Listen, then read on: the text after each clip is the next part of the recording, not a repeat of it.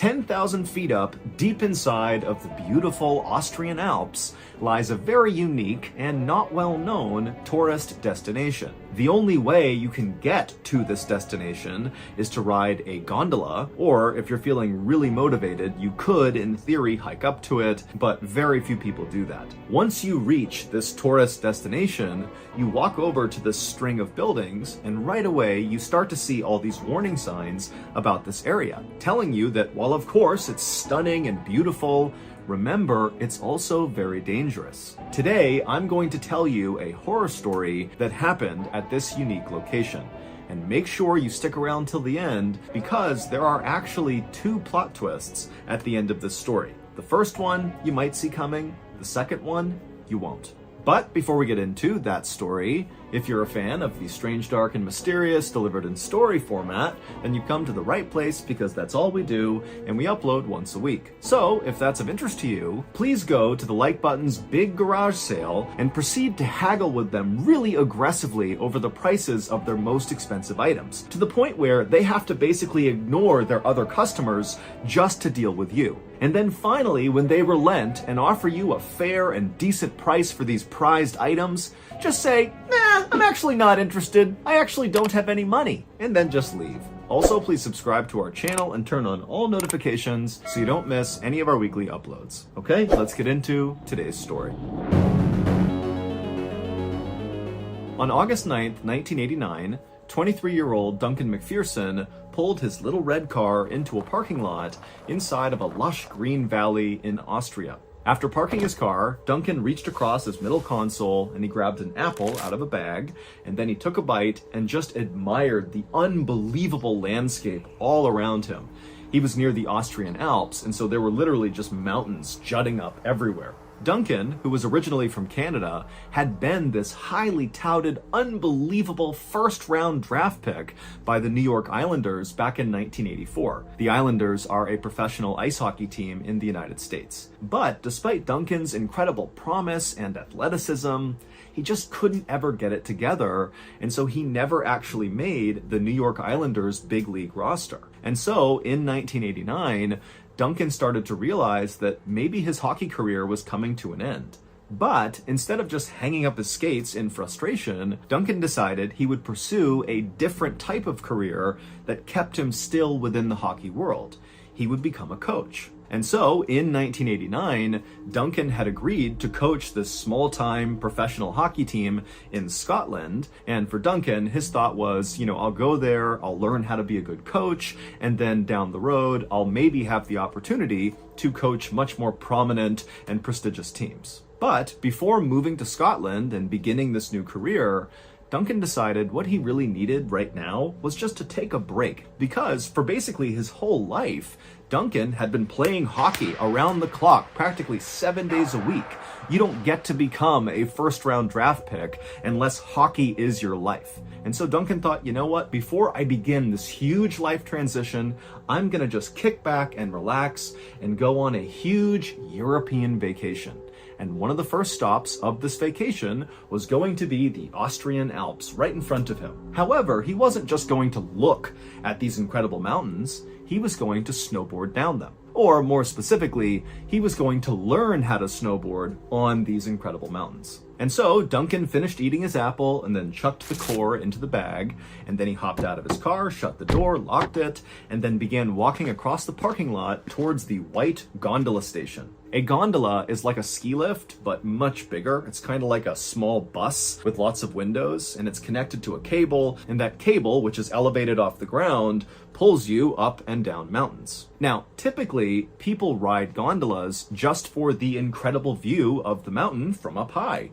But some gondolas are actually in place to take people to specific locations in the mountain. And typically these locations are areas that are not accessible otherwise. You need a gondola to get there. And in Duncan's case, the gondola that he was about to hitch a ride on was of the latter variety. It carried passengers from the station near this parking lot high up into the Austrian Alps, up to about 10,000 feet of elevation, where there was another gondola station called the Eisgrot Mountain Station. And right next to the Eisgrot Mountain Gondola Station was a very unique ski resort called the Stubai Glacier. And overwhelmingly, this ski resort was the reason why people were taking this gondola. This ski resort was unique not only because it was very hard to get to, you basically had to take a gondola or hike up to it, but also because the actual slope that skiers and snowboarders would use at this resort was not just a snowy mountainside like virtually all other ski resorts around the world are. No, instead, the Stubai Glacier Ski Resort was a glacier. And so people were literally skiing and snowboarding on a glacier, hence the name. And a glacier, in simple terms, is just a huge swath of thick, permanently frozen ice. And so, in the warmer months, when other ski resorts around the world were not able to continue operations because there was no snow or it was too warm to make snow, the Stubai Glacier Ski Resort did not have that problem because in those warmer months, they could just drive their huge snowcat tractors with their big rakes behind them all over the slope, the glacier, and their rakes would basically chop up the top layer of the ice, turning it into powder for people to ski on, which allowed them to basically stay open every day of the year. And so Duncan, back down in the parking lot, he walked over to the gondola station, he bought his gondola ticket, and then he hitched a ride on the first gondola that swung through the station. And after a slow but beautiful ride up into the mountains, where all that lush greenery down below in the valley was replaced by jagged snow and ice up in the Alps, Duncan finally saw the Stubai Glacier Ski Resort and the glacier itself right behind it that stretched up to the top of the mountain. A few minutes later, the gondola Duncan was on arrived at the Eisgrot Mountain Gondola Station, and Duncan, along with the others inside of the gondola, hopped off, and then Duncan immediately walked over to the resort and headed into the equipment rental store. And after getting his snowboard and his boots and all the other equipment he would need, he headed right back outside to wait for his instructor to arrive. Duncan had previously purchased a lesson with an instructor at the resort. It was set for 11 a.m. And so Duncan, he's out there at the foot of this glacier, and right at 11, an instructor walks over and introduces himself, and Duncan and the instructor immediately start getting into the basics of snowboarding, how to put your boots into your bindings, how to use the edges of your board. And then for a little while, the instructor and Duncan didn't go up the glacier. Instead, they just kind of worked on some basics on the flat ground right there. And then after the instructor felt like Duncan was ready to go, they both walked over to the tow rope, which is a way to get to the top of the slope. There's a cable that kind of rotates from the top to the bottom of the mountain, and there are all these bars attached to the cable, and skiers and snowboarders grab the bar while standing on their snowboard or their skis, and they literally get pulled up the mountain. And so Duncan and the instructor grabbed onto the tow rope, they made their way to the top of the glacier, and from there they pushed over to the start of the run. And once they were there, the instructor strapped into his snowboard, and then Duncan strapped into his, and then they were off, very slowly making their way, kind of like a falling leaf pattern. Duncan was not just going straight down the mountain, he's a beginner, and so it's very slow, very controlled, and as they went down, the instructor's giving Duncan tips, how to stay more on his edge, how to slow down, how to speed up, and very quickly, the instructor saw that Duncan was so good at balancing, his legs were so strong, likely because he was a professional hockey player, and so the instructor was telling Duncan the whole time they're going down how unbelievably good he was doing for his first lesson. And so finally, after about an hour of very slowly making their way all the way down this glacier, they reached the bottom where they had first been doing some flat ground stuff, and when they got there, it had started to rain, and it was raining bad enough that lots of people on the mountain were abandoning the mountain and running inside of the resort to get out from under the rain. And so the instructor, he looked at his watch and he realized they were almost at 1 p.m., which was the end of their lesson. And he said to Duncan, I don't think we have time to go back up, plus it's raining. Duncan said he didn't care about the rain, but he also understood that, it wasn't ideal conditions. And so they decided that even though there was a few minutes left, they would just cancel the lesson right there, and they would actually just go inside and grab lunch together. And so they made their way out of the rain into the resort, and when they went inside the resort, the instructor noticed that Duncan's sweater, which was underneath his yellow rain jacket, was totally soaked, and so he offered to Duncan, hey, do you want to take your sweater off and I'll hang it up inside my office, and by the end of the day, it should be dry. And Duncan thought, great, that's fine. So he took off his wet sweater, he gave it to the instructor, and while the instructor was going to his office, Duncan went into the gift shop and he just bought a new sweater for the day. And after that, Duncan had his new sweater on with his rain jacket over it, and then he met the instructor in the cafeteria where they both sat down and had a nice meal. They got to know each other a little bit better. After they were done eating, both of them looked out the window and saw the rain had subsided, but in its place was lots of fog that was rolling in, and so very few people were going back onto the mountain. But the instructor told Duncan that, hey, you did so good today that you should really go back out there on your own this afternoon and practice. Do some runs, go nice and slow, same as I was teaching you, and then tomorrow, when we have our follow-up lesson, we can maybe, get into some more advanced things. Duncan thought that was a great idea. He said he would definitely go out there and practice on his own. And then the two men cleaned up, and the instructor made his way to meet his next client, and Duncan headed right outside, grabbed his snowboard, and began walking towards the tow rope.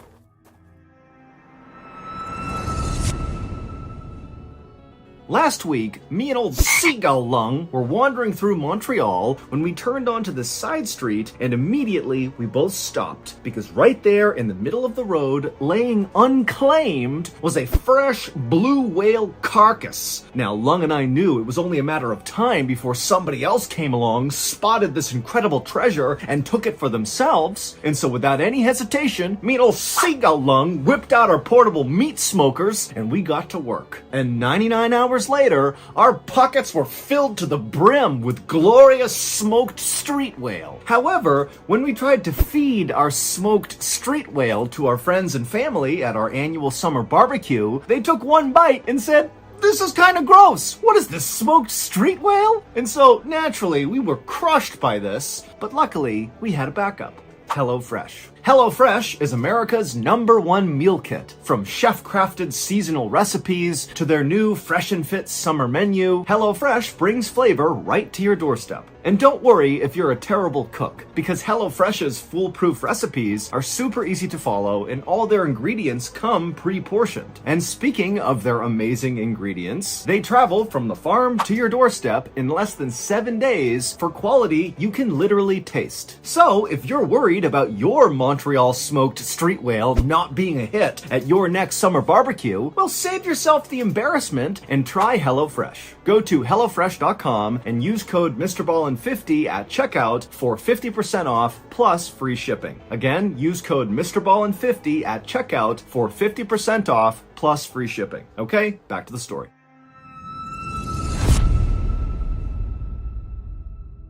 The next morning, Duncan's snowboard instructor arrived a little bit early to work. And so after getting off the gondola, he made his way over to the resort and he grabbed a cup of coffee in the same cafeteria where he and Duncan had eaten the day before. And then after finishing that coffee, the instructor grabbed his snowboard and the rest of his gear and then headed outside to meet Duncan in the meeting spot they had both agreed on. But when it was time for the lesson to start, Duncan didn't show up. And so the instructor, for a second, thought, was there somewhere else we were going to meet? Did I get the time wrong? But he checked the time and he remembered the conversation he had with Duncan. They were going to meet at the foot of the tow rope and he was right there and Duncan wasn't. And so he thought, okay, maybe Duncan's running late. But he waited and waited and waited and Duncan never showed up. The instructor was bummed because he and Duncan really had kind of become friends the day before, and he was looking forward to teaching Duncan some more today, but the instructor knew it was pretty common for tourists to cancel their follow-up snowboard or ski lessons. It's like they show up for that first day, they get really into it, they plan on going the next day, but then other distractions in their vacation pull them elsewhere, and they no-show for the lesson. And so the instructor didn't take it personally. He just assumed that, Duncan had found something else to do that was more fun. But the instructor knew he would see Duncan again because Duncan's sweater was still sitting in the instructor's office. 1 week later, Duncan's parents, who were back home in Saskatoon, Canada, got a very unexpected phone call from the Dundee Tigers hockey team, which was the professional hockey team in Scotland that Duncan was going to go coach after this big European vacation. The team rep for this hockey team asked the parents if they knew where their son was because he had not shown up for his first day of work. And Duncan's parents, they immediately were like, that doesn't make any sense. He was so excited about this job. This is a really big deal for him. He would never miss the first day. And so the parents told the team rep that they would try to get in touch with Duncan, and as soon as they did, they'd be in touch with the team, and the team rep said they would do the exact same thing for the parents. However, after this call, the parents quickly realized that trying to get in touch with their son was going to be nearly impossible. They knew Duncan had gone on this big European vacation, but they didn't have his itinerary. They didn't know what countries he was going to, in what order. They really only knew that he was really excited and he was just going to be on vacation. That was kind of it. And remember, this is 1989. They can't just call Duncan. There weren't cell phones. They didn't have the easy modern ways that we all communicate instantly. And so the parents are like, who do we even call? Where do we go? What do we do? And so ultimately, even though this felt kind of dramatic at the time, the parents decided to file a missing person report with Interpol, which is an organization that connects police across international lines. However, the parents quickly learned that this missing person report was not going to become a high priority item for any police anywhere in Europe, because their son was 23, he's healthy, he's strong, he's smart, he's of sound mind, and really all that had happened was Duncan had missed a single day of work on the back end of a huge vacation. So there's lots of reasons why that could have happened. Maybe he extended his vacation. Yeah, it's not professional, but it's totally possible. Or maybe he doesn't want to take the job after all. Or maybe he's just running late. I mean, there's a lot of very logical explanations for why Duncan didn't show up. And so, in short, the parents were told that if you want to find your son right now and not just wait for him to reappear, well, you better go looking yourself. And without hesitation, that's exactly what Duncan's parents did. They packed up a couple of suitcases and they headed to Europe to go find their son. Because to them, it felt like something was wrong here and there was no time to waste. But again, the parents have no idea where their son would have gone in Europe. And so they don't really have a good starting point. They don't know who to talk to. But they just began chasing down every single seemingly insignificant lead they came across. And as they traveled all over Europe, they hung up thousands and thousands of flyers that showed their son's face, said he was missing, and here's a number to call if you know where he is. But despite these efforts, the parents really got nowhere. That is, until about a month into their search, when still they have not found Duncan, they have no idea where he is, they've chased down all these leads, they've all dead-ended. And at this time, the parents convinced several news outlets around Europe to air a segment on their news about Duncan. And one of those missing person segments aired in Austria. And the news anchor in Austria, when they were doing this segment, they described the car that Duncan was almost definitely driving when he went missing. It was that little red car. The parents had discovered in chasing down their leads that their son had borrowed the little red car from a childhood friend who used to play hockey with him, and the friend had told the parents that he had lent it to Duncan, and Duncan had told him he would have it for a week and then return it. But Duncan had never returned the car. And so the anchor in Austria does this segment about how Duncan is missing, and if you have information, come forward. They describe the little red car, and sure enough, not long after this segment aired in Austria, somebody found Duncan's car. It was still sitting in that parking lot right near the Stubai Glacier gondola. Immediately, when Duncan's parents heard about this, they flew to Austria and they met with police who brought them out to look at their son's car. They hadn't moved it. It was still just sitting where he had left it. And then also police showed the parents what they had found inside of the car, which included Duncan's passport, a letter to his girlfriend, where he talked about how excited he was to go to Scotland, and also a bag of rotten fruit. The police also told the parents that now, with the discovery of this vehicle, they were going to really lean into this missing person case to try to find their son, and that the next day they were going to launch this huge search of the area near where his car was to hopefully find Duncan. And so the parents, who were now cautiously optimistic that they might get some answers, they left the police and they went to a local hotel to rest up before the next day when they would be up early and join this huge search party. But when they got to that local hotel, they did what they always did everywhere they went in Europe. They began handing out all these missing person flyers with Duncan's face on them to everybody they saw in the lobby. They began hanging them up all over the hotel. And sure enough, just by completely random chance, they handed one of these flyers to Duncan's snowboard instructor. They handed it to him, he looked at it, and he did a double take, and he was like, I know him. And he explained how he taught Duncan how to snowboard, and then Duncan didn't show up the next day, and he just figured, okay, he blew it off to go do something else, but he'd come back for his sweater, but he never came back for his sweater, and he never heard from Duncan again. And so the parents, they have been searching all of Europe for a month, and they haven't talked to anybody who knew Duncan. They've gotten nowhere, and now they've just randomly stumbled on probably the last person to see Duncan before he went missing. And so they kept asking the instructor, give us more information. What was his attitude like? Was he stressed out? Was he scared? Was he worried about something? Where did he go? Give us anything. But the instructor really didn't have that much more information to offer. And so he tried to answer all their questions, but really just finally said, look, I'm sorry. All I know is after we ate lunch together on the 9th, Duncan said he was going to go out and do some practice runs, but I never actually saw him go up. I didn't see him come down. I just assumed he went up there and was kind of on his own for the day. And then, of course, the next day, I didn't see him and he never came back. And so I'm sorry. That's all I know. And so the parents finally said, thank you so much for the information. Please get in touch with us if you remember anything. And the instructor said he would. And then after that, the parents made their way to their room and they went to bed.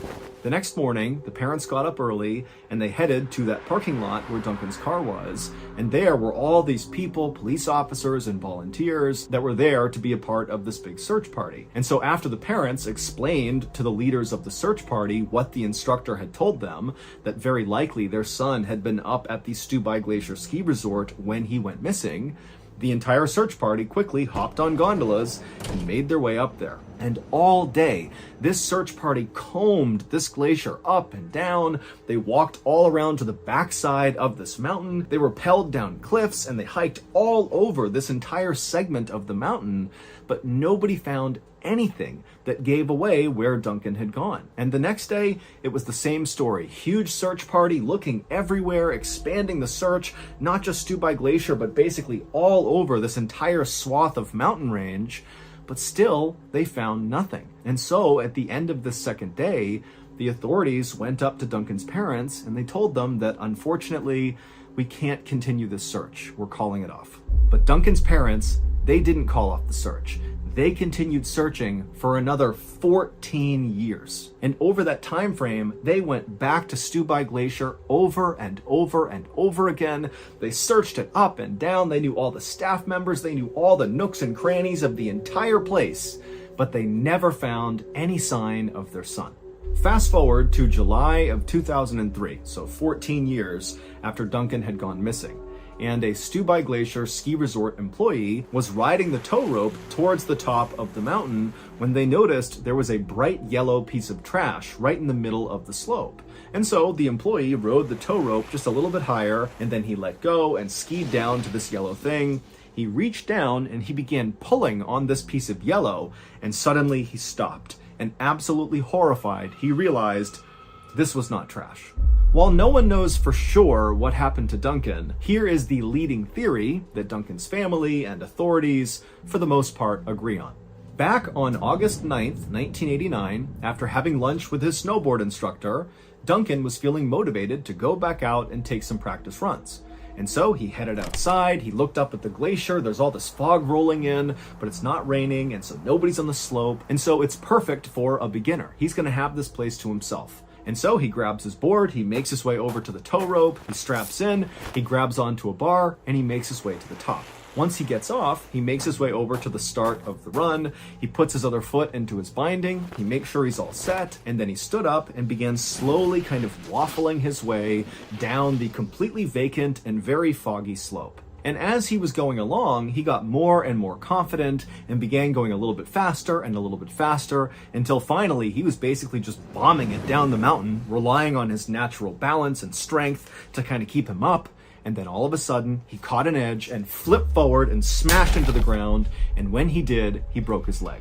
The unique danger to humans when it comes to glaciers is something called a crevasse. Basically, cracks form in the ice, and sometimes these cracks can be massive, like mind-bogglingly massive, hundreds and hundreds of feet, that if you fall into this thing, you're done. No one's getting you out of there. You are falling either to your death, or you're falling so far down that no one can get to you. Or, like in the case of Stubai Glacier Ski Resort, they had the issue of little crevasses forming kind of all over the place. Especially if it rained, the rain would begin to crack the ice, or if maybe it was warmer than usual, the ice would crack here and there. And so the resort was really good about constantly patrolling their slope to make sure no crevasses had formed anywhere on the slope.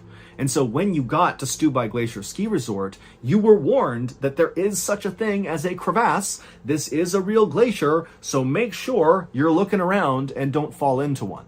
Well, because it had rained, a crevasse had formed, a small one, like a pothole, in the slope, but because it was so foggy because of the rain, as Duncan was bombing down, he didn't see it, and that's what he caught his edge on, causing him to fall and break his leg.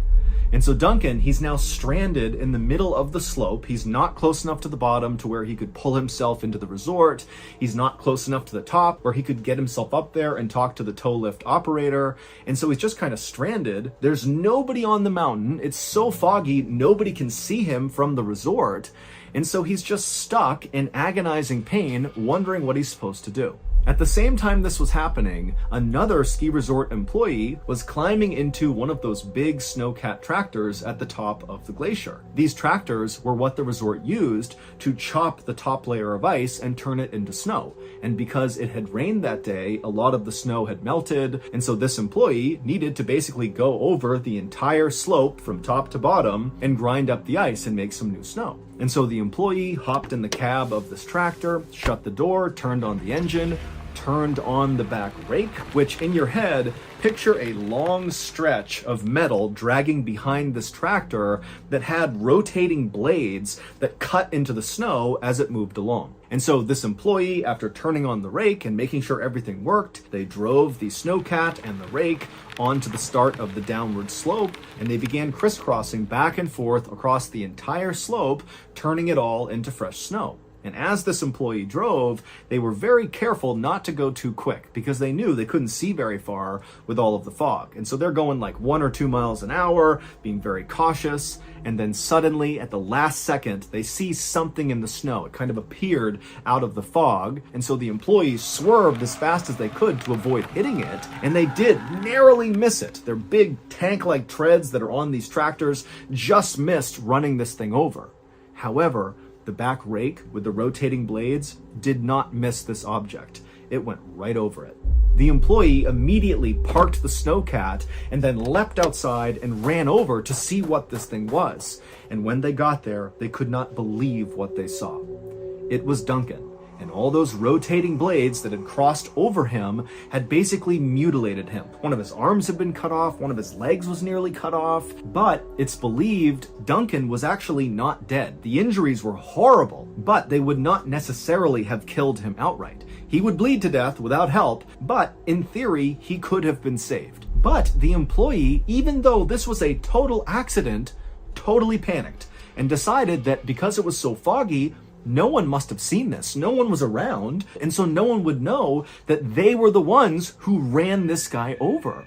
And so instead of helping Duncan, they just tied him up and dragged him behind the snowcat off of the glacier over to this area where this employee knew there was a very deep crevasse.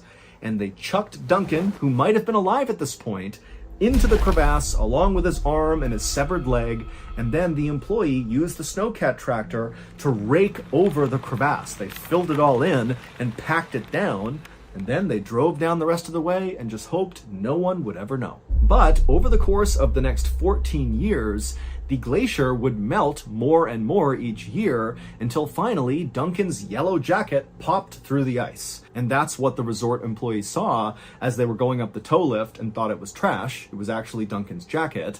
They skied over, they tried to pull it out of the snow, only to then see, literally in the ice, Duncan McPherson looking right back up at them. And Duncan still looked like he was 23 years old because he had been frozen this entire time. According to the Stubai Glacier Ski Resort, Duncan must have just fallen into this crevasse and died. That's what they say happened, and some authorities say that is what happened. But when they pulled Duncan out of the ice and they found his body had been chopped apart and his snowboard had even been chopped apart, that told a very different story. As for the snowcat driver who drove over Duncan, they were never actually officially identified or charged with any crime because there was a statute of limitations that had run out by 2003. And so no one has ever been held accountable for Duncan's death. So that's going to do it. If you got something out of today's story, be sure to check out our podcast called the Mr. Ballin Podcast, where we literally have hundreds more stories just like this one, but many of them are only available on the podcast. Again, it's called the Mr. Ballin Podcast, and it's available exclusively on Amazon Music.